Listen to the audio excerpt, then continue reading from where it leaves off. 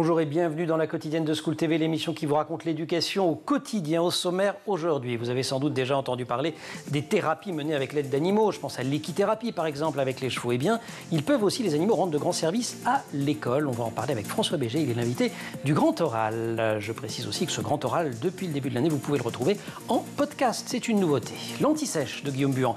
L'Anti-Sèche, vous le savez, c'est la façon dont l'actualité résonne dans les programmes. L'actu, c'est toujours la rentrée. Il faut retrouver le rythme, donc on va se recaler. Et oui, c'est le moment, on va vous dire d'aller envoyer les enfants au lit. Rendez-vous ensuite avec Candice Anzel pour Conseil de famille. C'est notre rendez-vous sur la parentalité. Toujours la question des rythmes, mais cette fois des rythmes de travail. Zoom sur la méthode Pomodoro. La quotidienne de School TV, c'est maintenant. C'est parti, Grand Oral.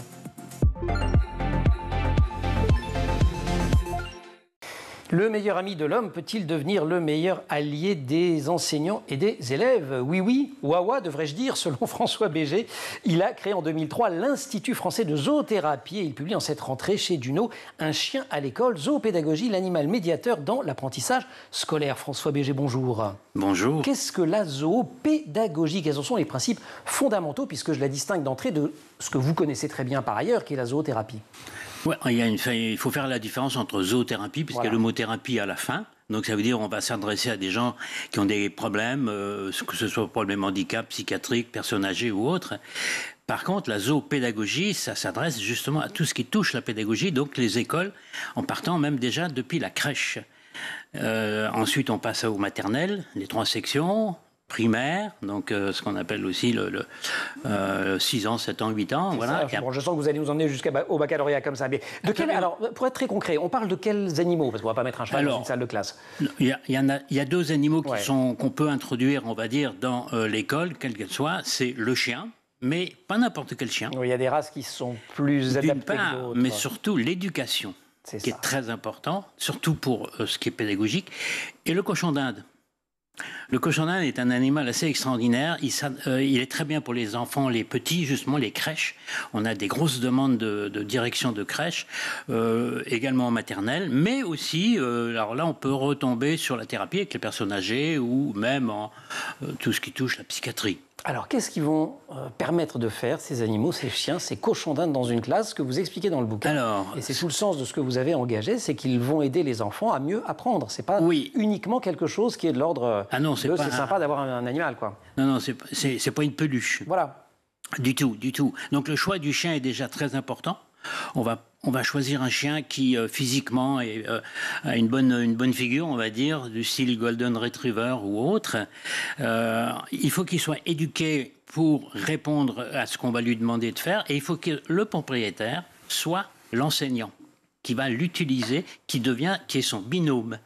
Je prends un exemple. Par exemple, vous avez une classe de 32 élèves élémentaires, tout ça, ça bruit, c'est bruyant, ça bouscule et tout. Le fait d'avoir un chien à côté du maître, les enfants sont plus les mêmes du tout. Pourquoi? Parce que l'animal fait partie quand même du monde des enfants dès le plus jeune âge, et il devient réel à partir du moment où justement ce n'est plus une peluche, mais c'est une réalité. Et là, on peut à ce moment-là commencer à travailler soit l'éducation, donc la pédagogie, on va travailler le calcul, on va travailler... Comment le calcul? Eh bien, alors je vais vous expliquer. Moi, il n'y a pas que le chien, il y a tout ce qui est les accessoires autour de l'animal. C'est-à-dire, je prends en photo. Je vais parler d'un de mes chiens à l'époque, Bingo, qui était un berger australien. Je photographie, j'en fais un puzzle. Sur ce puzzle, je mets en couleur, bien sûr, des chiffres, 1, 2, 3, 4. Donc, l'assemblage déjà, psychomotricité, il faut trouver les bons créneaux. Ensuite, le calcul, l'addition, la soustraction, les couleurs et tout. Et on est en train de faire des maths grâce à Bingo. Absolument. Et quand on a réussi, tout le monde crie Bingo et on fait un câlin Bingo le cas échéant. Voilà. On est dans le courant, ça c'est très clair en vous écoutant et en lisant le bouquin. Tout ça s'inscrit dans le courant des pédagogies actives. Oui. Ah oui. Moi, je suis un partisan moi, j'ai connu, vu mon âge, Freinet, l'école Steiner. Vous l'avez connu, pas personnellement, n'exagérez pas sur votre âge quand même. Non, je peux vous donner mon âge, si vous voulez, j'ai 79 cette année. Donc, effectivement, moi, quand j'étais gamin, je suis né en Alsace. Et l'Alsace, Steiner, tout ça... C'est vrai que c'est omniprésent en Allemagne, notamment Steiner, et donc Exactement. probablement en Alsace un peu plus. Et moi, je suis un fervent de ça, dans lequel j'introduis justement l'animal. Parce que l'animal, en même temps, il va aussi être le surveillant. Dans les classes, dans les cours, par exemple, on va prendre il y a une récréation, il y a la cour, il y a les gamins qui payent. Le maître, le professeur, il est là avec son chien à côté de lui. Les enfants, une fois de plus, dans la cour, ne sont pas les mêmes. Ouais. Ils regardent même le si chien. C'est un chien qui a une bonne tête.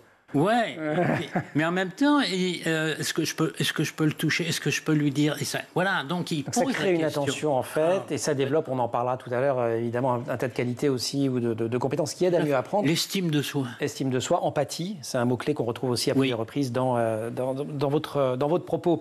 François Béger, invité du Grand Oral, on le retrouve dans quelques instants, car pour l'heure, c'est l'anti-sèche, Guillaume Buran. Guillaume, bonjour. Bonjour Emmanuel, bonjour. Deuxième journée de classe aujourd'hui pour plus de 11 millions d'élèves. On va déjà parler du rythme pour éviter la fatigue des enfants, la fatigue des parents aussi. Effectivement, il ne faut pas les oublier car les parents, vous connaissez ces phrases, je ne veux pas aller me coucher, je ne veux pas reprendre l'école. Vous parlez. Je ne suis pas fatigué, on n'a jamais entendu ces phrases-là. Et bilan, le lendemain, on a une classe avec des élèves qui ont les yeux cernés, qui sont d'ores et déjà fatigués. Alors oui, on va vous donner quelques conseils pour éviter tout cela. Et comme me l'a dit le docteur et directeur médical de Doctissimo Gérald Kierzek, back to school, oui, il est difficile après 2 mois, quand on a décalé l'heure de coucher, l'heure du réveil également, de reprendre un rythme. Alors l'objectif étant de recaler tout cela. Écoutez. On a déréglé notre horloge biologique. Je dis notre horloge parce que c'est valable pour les enfants, mais c'est valable pour les ados, c'est valable pour les adultes aussi. L'idéal, ça serait quand même d'avoir une semaine pour progressivement avoir les horaires de coucher, par exemple, qu'on va avancer, j'allais dire, puisque si on se couche à 22h, progressivement, les enfants, ça va être 21h45, 21h30, 21h15, quart d'heure par quart d'heure. Et puis pareil pour le lever, mais dans l'autre sens, c'est-à-dire que si on se levait sans horaire à 10h, 11h, on va progressivement essayer de se rapprocher vers les horaires de rentrée. Et en parallèle de cela, vous le savez, il y a des horaires de sommeil à respecter. Plus on vieillit, moins on a besoin de sommeil, mais pour les enfants, c'est primordial. Écoutez. Les enfants, c'est plutôt aller autour de 10-12 heures de sommeil pour les plus petits. Pour les adultes, c'est entre 7 et 8 heures. Et on sait que les Français sont en dette de sommeil, cette dette qu'on ne peut pas forcément rattraper par une grasse matinée. C'est d'ailleurs pas une bonne idée de faire une grasse matinée, parce que la grasse mat, ça va encore dérégler les week-ends de l'horloge biologique. Donc il faut plutôt de la régularité. Et essayer cette année peut-être de se fixer des objectifs de 7 à 9 heures de sommeil, se coucher un petit peu plus tôt. Quand on a le début du train du sommeil qui arrive, comme on dit, il faut monter dans le wagon. C'est-à-dire quand on commence à avoir des signes de bâillement, des yeux qui piquent, etc. Il faut vraiment monter dans le train et aller se coucher. Et ça, c'est pas forcément à 20h. En revanche, si à 21h, 21h30, 22h, ça commence à piquer un peu, pourquoi pas, il faut se coucher, ça permettra d'avoir les 8 heures de sommeil. L'horloge biologique qui nous concerne donc tous. Alors sachez que notre corps et notre cerveau va s'adapter en fonction de notre âge. Quand on est adulte notamment, on s'adapte plus facilement et plus rapidement. Néanmoins, pour les parents qui nous regardent, je vous propose d'écouter ces quelques conseils. Attention pour les parents aux excès qui ont pu être faits, les apéros un peu tardifs le soir, etc. Donc vraiment, ça, c'est des mauvaises habitudes alimentaires, mais qui ont des répercussions sur le sommeil. Mauvaise habitude aussi le matin quand on appuie sur la touche, c'est snooze, qui est, on se donne encore quelques minutes parce que ça donne des informations assez discordantes au cerveau, qui est d'un côté, tu te lèves et en même temps, non, tu te lèves pas, tu restes couché. Donc il vaut mieux plutôt mettre son réveil à une heure à laquelle on va vraiment se lever, s'étirer, respirer, boire un grand verre d'eau. Mais tout ça, ça va permettre aux adultes aussi de se recaler, de reprendre les bonnes habitudes. Et en parlant d'habitude, on a mieux mangé aussi pendant l'été, on a pratiqué des activités physiques, le vélo, de la marche ou encore de la course à pied. Le mieux, c'est de le garder, un corps sain dans un esprit sain, il est bon de le rappeler. Puis aussi, on va parler des écrans, si vous le voulez bien. La fameuse déconnexion, là aussi, c'est ce que prône le docteur Gérald Kierzek. Je crois qu'il y a une détox digitale à avoir, c'est l'occasion de la rentrée. Quand on mange, évidemment, on mange, on n'a pas de portable, les parents doivent montrer l'exemple. Et puis, c'est important d'avoir aussi un couvre-feu digital, c'est-à-dire que globalement, aller 2 heures avant le coucher, pas d'écran, et pas d'écran, s'il vous plaît, dans les chambres. La chambre, c'est fait pour dormir, on met le noir complet et on prend un bouquin, on fait une activité relaxante, mais absolument pas d'écran. Et puis si avec tout ça, vous n'avez pas le moral, vous avez peut-être peur de la rentrée, des crises d'angoisse. Vous avez le moral, vous dites de plus prendre l'apéro ni rien, c'est génial votre truc. Là, ça vous est parti. Bon, en cas d'angoisse, rassurez-vous, vous avez juste un petit blues, le fameux blues de la rentrée, écoutez. pas une dépression, mais c'est un petit coup de mou, c'est une petite angoisse, ça c'est normal. L'idée, c'est de se dire que vous allez déjà reprendre progressivement, vous allez revoir des choses positives, avec des activités qui vous plaisent, avec des copains, des copines, des collègues de bureau.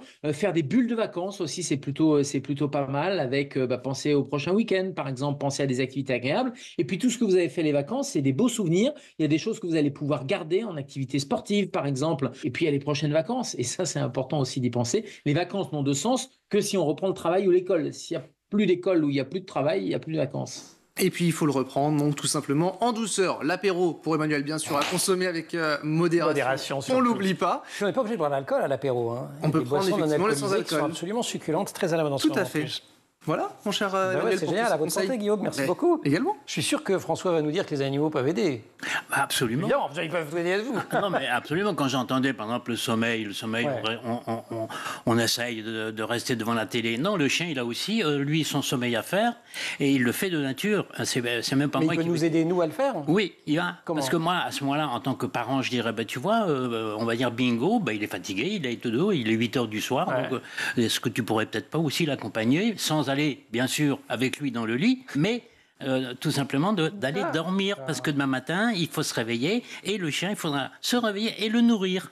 Et le sortir, et ça va être la belle vie, le grand oral de François Béger, non sans avoir remercié Guillaume Buan pour cette anti-sèche.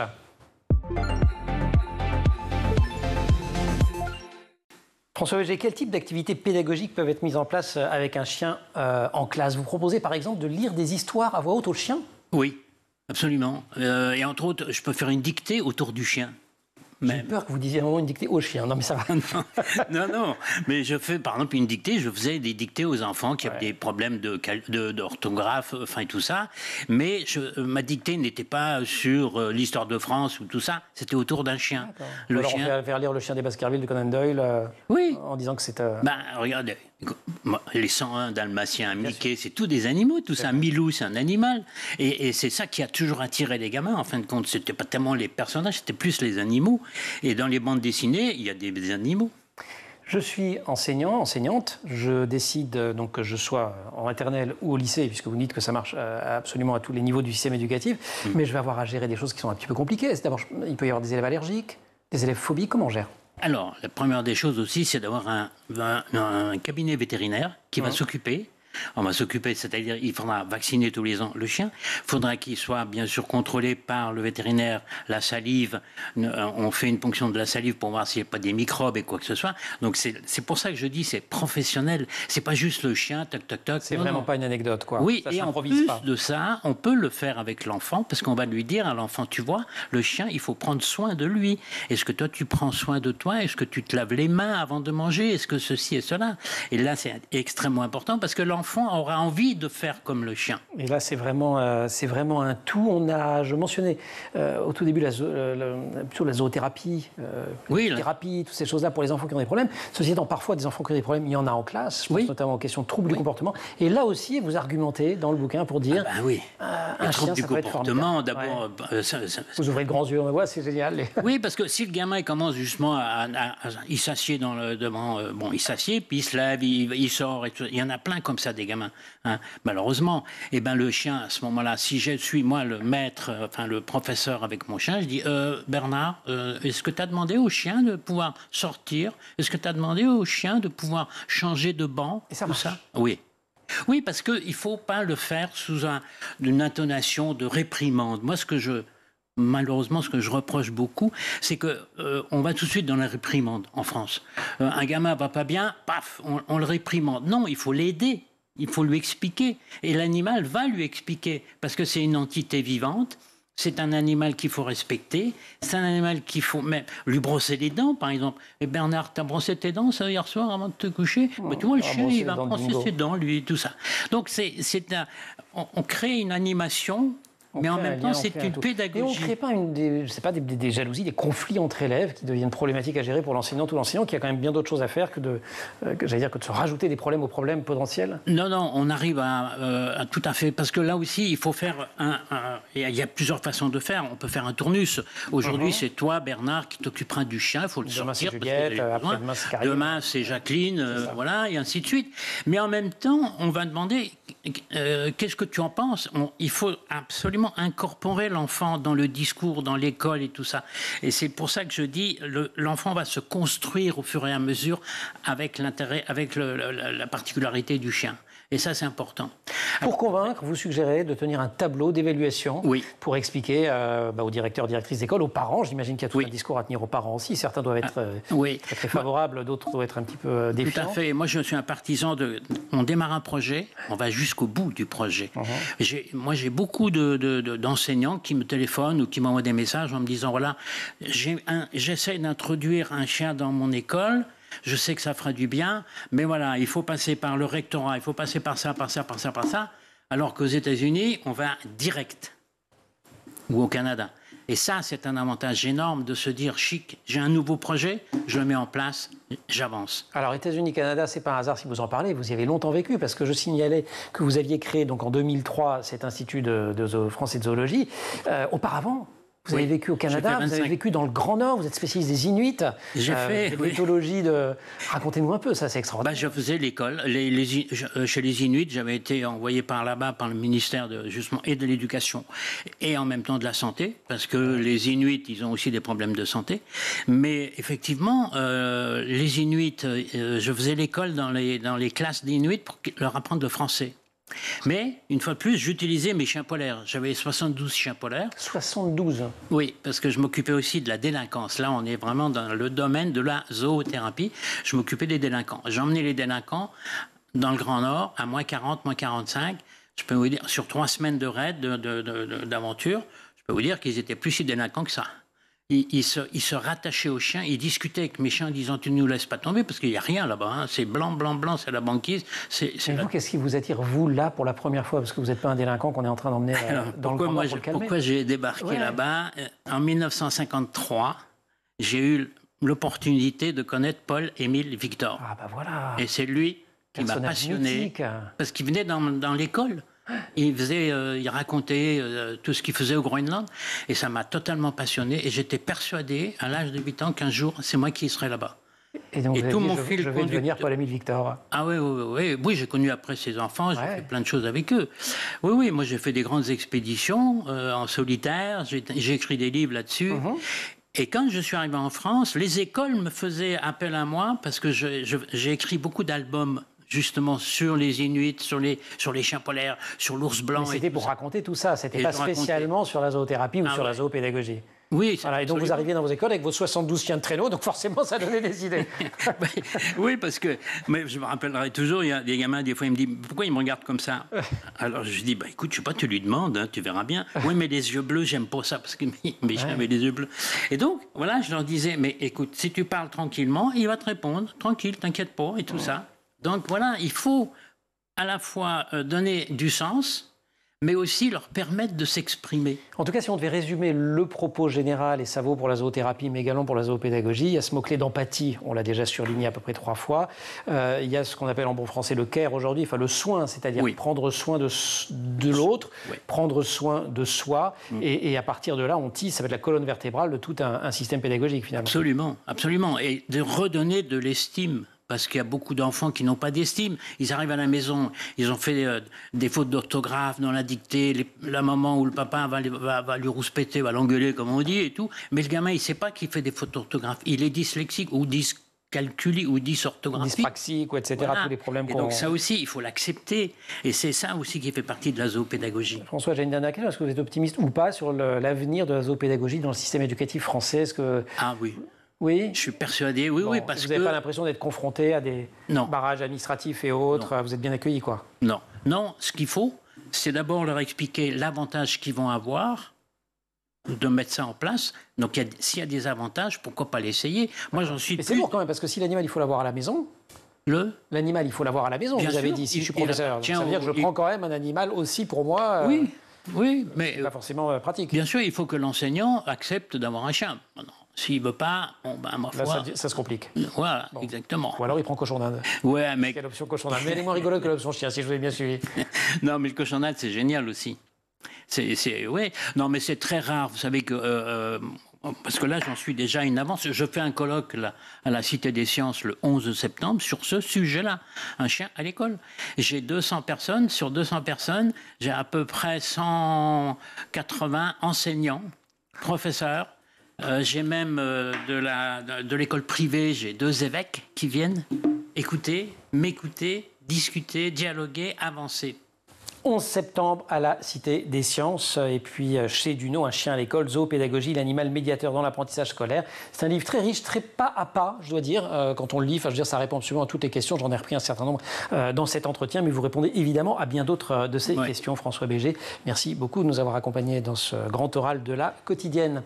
Conseil de famille maintenant, Candice Anzel.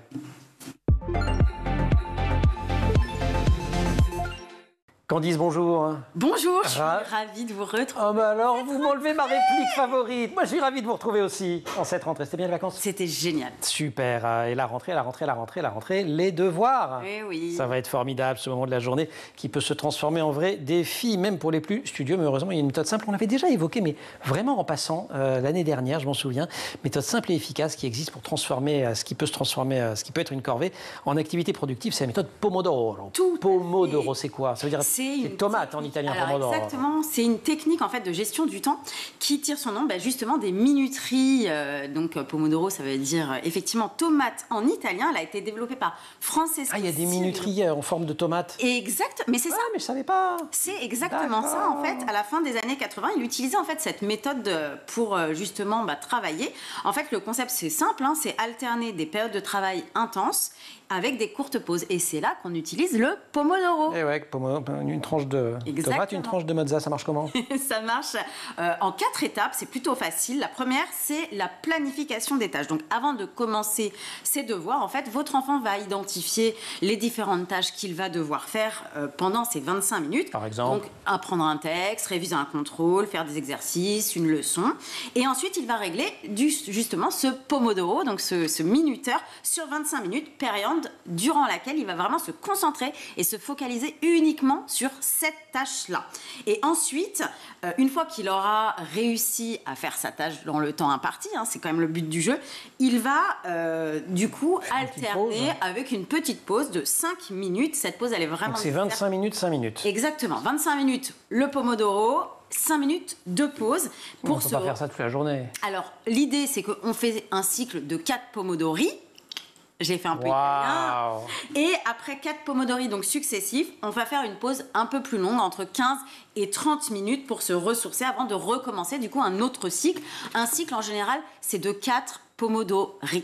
Ok, tout ça est quand même extrêmement organisé, mais pourquoi ça marche? Alors ça fonctionne parce que ça repose sur des principes psychologiques qui favorisent en fait la concentration et la productivité. Donc c'est efficace par exemple parce que ça permet une concentration intense. C'est vrai qu'on se concentre à la fois par exemple. Exactement, okay. Comme on se concentre sur une seule tâche pendant une période courte mais intense, on va maximiser en fait l'efficacité, sachant qu'une pause arrive bientôt. On sait qu'on va pouvoir souffler et c'est plus facile finalement de rester concentré. J'imagine que ça aide à planifier aussi, parce qu'on sait combien de tranches de tomates. Exactement, pour la gestion de temps, c'est excellent, puisque le découpage du temps en segments qui vont être plus gérables, ça va rendre les tâches beaucoup moins intimidantes et éviter justement la procrastination. Au lieu de se dire, oh là là, j'en ai encore pour 2 heures là de maths, on va dire, oh ça va, j'ai qu'un pomodoro de 25 minutes à faire, donc c'est beaucoup plus digeste. Et ça réduit aussi la fatigue, parce que forcément, les pauses qui sont courtes et régulières, elles vont permettre en fait de réduire la fatigue mentale et ça va améliorer au fur et à mesure le travail sur le long terme. Avec ma petite pause un peu plus longue quand même. Exactement, cette pause plus longue après 4 pomodori, elle va aider justement à bien se reposer avant de reprendre de plus belle un nouveau cycle. Ok, il n'y a pas un petit effet motivation aussi, parce que si ça, ouais, c'est ça. Parce que quand on a terminé une tâche, un morceau de tâche... on est satisfait, on est content de soi, et alors que quand on en a pour 2 heures, on a l'impression que ça ne va jamais terminer. Donc il y a vraiment ce sentiment de réalisation et de satisfaction, et ce sentiment positif, en fait, il va encourager à continuer et à attaquer la prochaine tâche avec Vous m'avez convaincu, je vais mettre en place la méthode Pomodoro à la maison. Vous avez des conseils à me donner? Alors, j'ai quelques conseils. Premier conseil, déjà, le premier, évidemment, c'est d'éliminer toute distraction. Donc, avant de commencer, l'environnement de votre enfant doit évidemment être propice à la concentration. Donc, on enlève les notifications.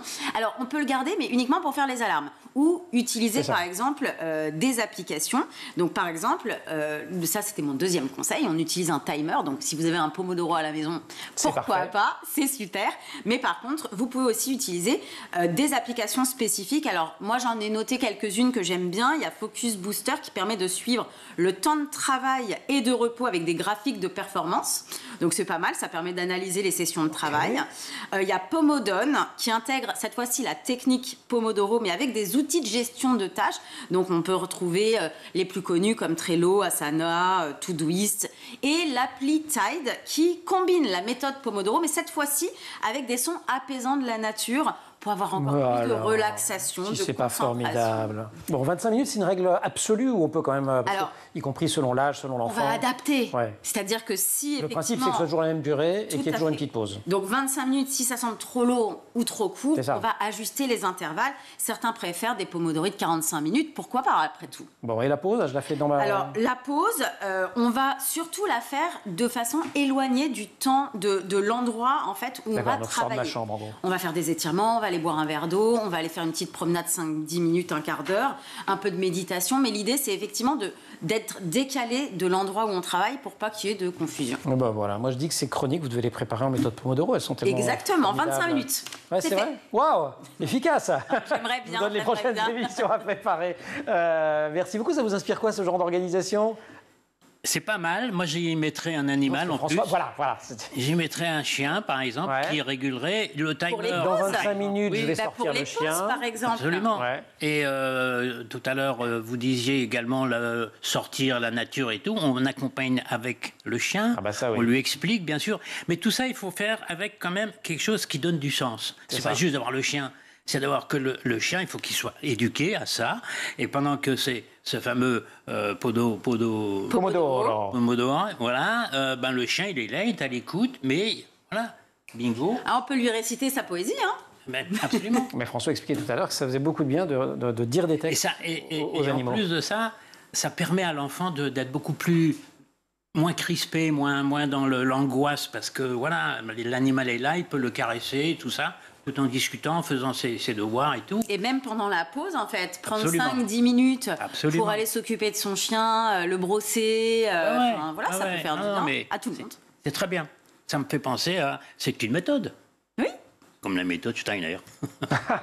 Alors pas tout à fait, mais on retrouve effectivement Pomodoro dans plein de bouquins Voilà. qui donnent des conseils sur les façons de travailler. Ça vaut d'ailleurs aussi pour les adultes et Complètement. pour le monde du travail. Au fond, Ah ce oui, grand c'est hyper principe de productif. séquençage, la concentration, le focus, c'est très important. Je vous fais ce cadeau, un chien à l'école, zoopédagogie, animal médiateur Merci dans beaucoup. l'apprentissage scolaire, parce qu'en fait, vous pouvez en tirer aussi plein d'enseignements pour ce qu'on fait avec les animaux à la maison. Oui. C'est pas valable qu'à l'école, votre Oui. Et affaire. moi, Oui, j'ai un parce petit qu'il y a animal beaucoup de... aussi. Ah bah alors, Il y a beaucoup de parents, ils ont déjà un chien. Mais ils savent pas quoi en faire d'une certaine d'une façon. part, Ouais. pas bien éduqué, Ouais, le chien il fait ce qu'il veut, l'enfant est toujours avec le chien, il faut avoir du taille, voilà, Ouais. une fois de plus, des temps. Et ben voilà, et comme ça après on apprend plein de choses. Bon, merci beaucoup, cher Candice. Merci. Francis, merci beaucoup. Ben, merci de nous à avoir, vous, ça m'a fait rejoint plaisir. dans cette émission. Nous aussi, merci aussi à toute l'équipe de l'émission. Laure Audemont au maquillage, Marine Plantec, Voyou et Emma Ferré qui sont peut-être en régie, en tout cas pour Marine Plantec et Ferré. Non, Voyou c'est le chien de Marine. C'est un petit clin d'œil. Elle aurait dû l'appeler Victor à mon avis, mais c'est pas grave. Au son, Saïd Mamou à la réalisation, Angèle Jean Girard. Vous restez sur School TV et vous retrouvez La Quotidienne en permanence sur Internet, les réseaux sociaux et désormais c'est une nouveauté de l'année, le Grand Oral en version audio sur les principales plateformes de podcast.